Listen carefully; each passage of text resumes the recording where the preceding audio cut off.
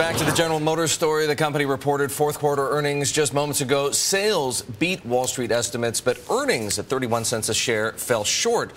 Bloomberg crunched the numbers, and our next guest is one of the most accurate analysts on GM, making him a Bloomberg best. Kirk Ludtke is the Senior Vice President of Autos, Industrials, and Specialty Finance at CRT Capital in Stamford, Connecticut. He is with us by phone. Kurt, you're one of the most accurate, but not today. You were looking for 51 cents a share. The company came out with 31 cents a share. What, in your mind, constituted the shortfall?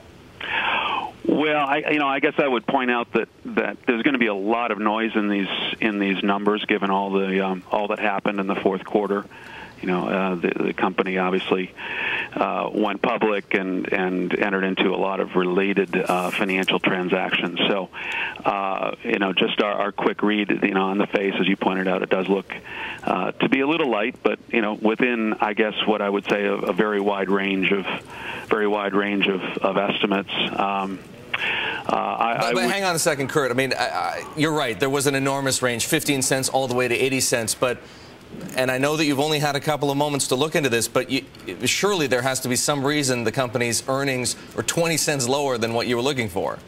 Yeah, I think the difference was in North America. I mean, we were looking for EBIT of $1.3 billion, and the company reported 800. So, I think that's going to be the big difference. Kirk, this is John Erlichman. Looking at where they were selling cars around the world, sales were stronger in North America this quarter versus the third quarter. They were stronger in Europe, but their international business, which of course includes China, the engine of growth for GM, those sales took a big hit. They were down by 23% versus the third quarter. Have you heard anything, any indications that Chinese sales are slowing down for any reason?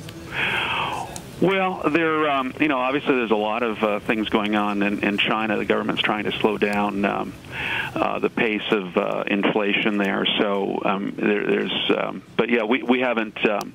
I don't have any reason to think that GM's losing share there. I think it could be just general. It could be mix. It could be a lot of different things. Kirk, let's talk about the stock. It took a bit of a hit immediately after the earnings came out. Let's see where things stand right now. Looks like it's slightly down, $34.14. You've got a price target of $45. Based on everything that you've seen so far, and I know it hasn't been a lot, are you sticking with that? Yeah, we have no reason to change it or change our view of the company. And GM is, in our view, the leading player in the markets that we think will grow the fastest over the next 5 years. I mean, they're the leading player in both North America and China, and that's where you want to be. And so we're, I think the thesis here, the investment thesis here, still is very relevant. There was some concern going into the IPO that maybe GM was dressing up the numbers a little bit to make itself look good. Is that any possible reason why we're seeing earnings come in short this morning? Well, I guess I would, in the company's defense, I mean, they were very clear that the fourth quarter would be weaker than the third. Their guidance for the fourth quarter really was limited to EBIT would be positive, and it appears to be close to $900 million.